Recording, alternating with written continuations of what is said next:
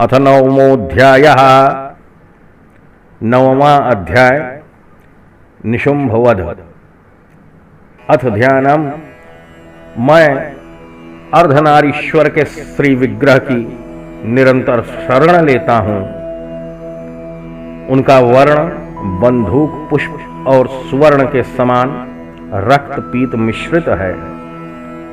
वह अपनी भुजाओं में सुंदर अक्षमाला, पाश, अंकुश और वरद मुद्रा धारण करते हैं।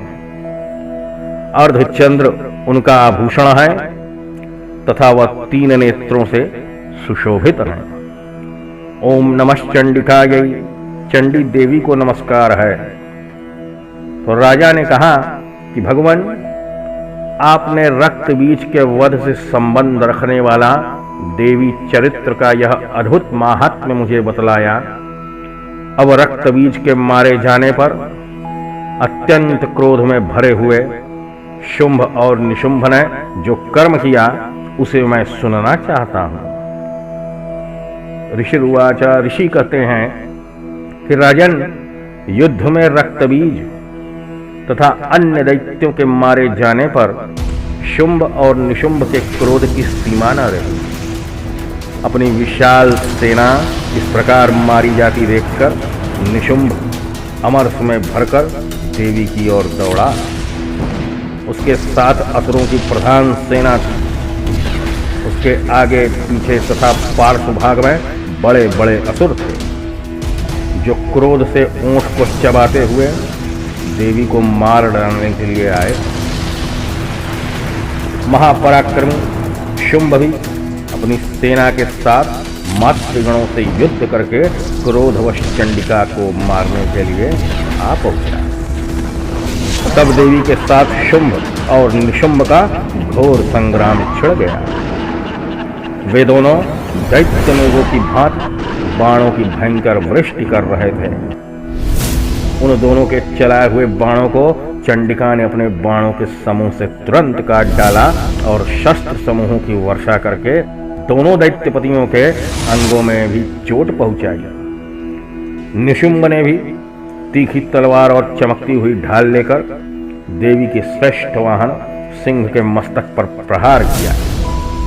अपने वाहन को चोट पहुंचने पर देवी ने क्षुरप्र नामक बाण से निशुंभ की श्रेष्ठ तलवार तुरंत ही काट डाली और उसकी ढाल को भी, जिसमें 8 चांद जड़े थे, खंड खंड कर दिया।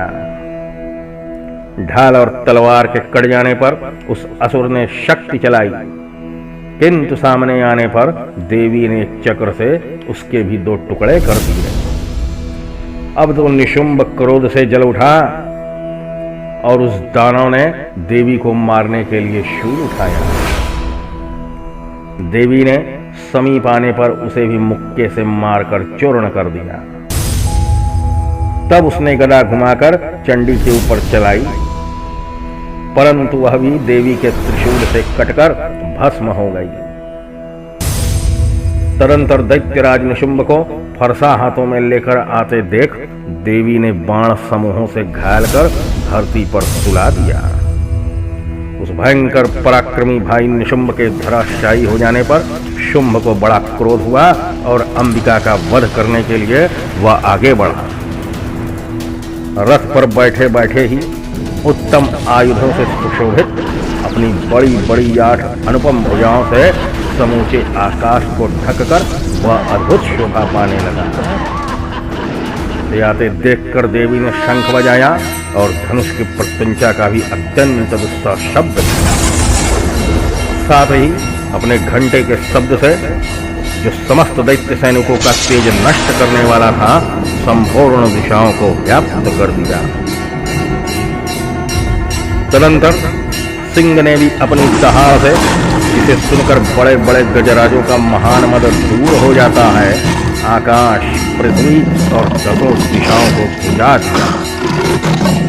फिर काली ने आकाश में उछलकर अपने दोनों हाथों से पृथ्वी पर आघात किया। उससे ऐसा भयंकर शब्द हुआ जिससे पहले के सभी शब्द शांत हो गए।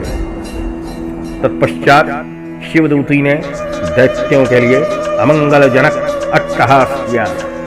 इन शब्दों को सुनकर समस्त असुर थर्रा उठे, किंतु शुंभ को बड़ा क्रोध हुआ। उस समय देवी ने जब शुंभ को लक्ष्य करके कहा, दुरात्मंस्तिष्ठ तिष्ठेति व्यायहाराम विका यदा तदा जैत्यभिहितम देवैराकाश संस्थितैः शुंभे नागत्या शक्कर मुक्ता ज्वालाति भीषणा आयान्ति वह्निकूटाभा सा निरस्ता महोलिकया। उस समय देवी ने जब शुंभ को लक्ष्य करके कहा कि ओ दुरात्मन, खड़ा रह, खड़ा रह। तभी आकाश में खड़े हुए देवता बोल उठे, जय हो, जय हो। शुंभ ने वहां आकर ज्वालाओं से युक्त अत्यंत भयानक शक्ति चलाई। अग्निमय पर्वत के समान आती हुई शक्ति को देवी ने बड़े भारी लूके से दूर हटा दिया। उस समय शुंभ के सिंहनाद से तीनों लोग गूंज उठे। राजन, उसकी प्रतिध्वनि से वज्रपात के समान भयानक शब्द हुआ, जिसने अन्य सब शब्दों को जीत लिया। शुंभ के चलाए हुए बाणों के देवी ने और देवी के चलाए हुए बाणों के शुंभ ने अपने भयंकर बाणों द्वारा सैकड़ों और हजारों टुकड़े कर दिए। तब क्रोध में भरी हुई चंडिका ने शुंभ को शूल से मारा। उसके आघात से मूर्छित होकर वह पृथ्वी पर गिर पड़ा। इतने में ही निशुंभ को चेतना हुई और उसने धनुष हाथ में लेकर बाणों द्वारा देवी काली तथा सिंह को घायल कर डाला। फिर उस दैत्यराज ने 10,000 बाहें बनाकर चक्रों के प्रहार से चंडिका को आच्छादित कर दिया। तब दुर्गम पीड़ा का नाश करने वाली भगवती दुर्गा ने कुपित होकर अपने बाणों से उन चक्रों तथा बाणों को काट गिराया। यह देखकर निशुंभ दैत्य सेना के साथ चंडिका का वध करने के लिए हाथ में गदा लेकर बड़े वेग से दौड़ा। उसके आते ही चंडी ने तीखी धार वाली तलवार से उसकी गदा को शीघ्र ही काट डाला। तब उसने शूल हाथ में ले लिया। देवताओं को पीड़ा देने वाले निशुंभ को शूल हाथ में लिए आते देख चंडिका ने वेग से चलाए हुए अपने शूल से उसकी छाती छेद डाली। शूल से विदर्ण हो जाने पर उसकी छाती से एक दूसरा महाबली एवं महापराक्रमी पुरुष खड़ी रह करता हुआ निकला। निकलते हुए पुरुष की बात सुनकर देवी ठठाकर हंस पड़ी और खड्ग से उन्होंने उसका मस्तक काट डाला। फिर तो वह पृथ्वी पर गिर पड़ा। तदंतर सिंह अपनी दाढ़ों से असुरों की गर्दन कुचलकर खाने लगा। यह बड़ा भयंकर दृश्य था। रुद्रकाली तथा शिवदूती ने भी अन्यान्य दैत्यों का भक्षण आरंभ कर दिया। कौमारी की शक्ति से विदीर्ण होकर कितने ही महादैत्य नष्ट हो गए। ब्रह्माणी के मंत्रपूत जल से निस्तेज होकर कितने ही भाग खड़े हुए। कितने ही दैत्य माहेश्वरी के त्रिशूल से छिन्न भिन्न हो धराशाही हो गए। वाराही के थुथुन के आघात से कितनों का पृथ्वी पर कचूमर निकल गया और वैष्णवी ने भी अपने चक्र से दानवों के टुकड़े टुकड़े कर डाले। ऐन्द्री के हाथ से छूटे हुए वज्र से भी कितने ही प्राणों से हाथ धो बैठे। कुछ असुर नष्ट हो गए, कुछ उस महायुद्ध से भाग गए तथा कितने ही काली शिवदूती तथा सिंह के ग्रास बन गए। बोलेगा तो निहाल होगा, बोल साचे दरबार की जय। इस प्रकार से श्री मार्कंडेय पुराण में सवर्णिक मनवंतर की कथा के अंतर्गत देवी महात्म्य में श्री जगदम्बा को अर्पण है। श्री जगदम्बा अर्पणमस्तु।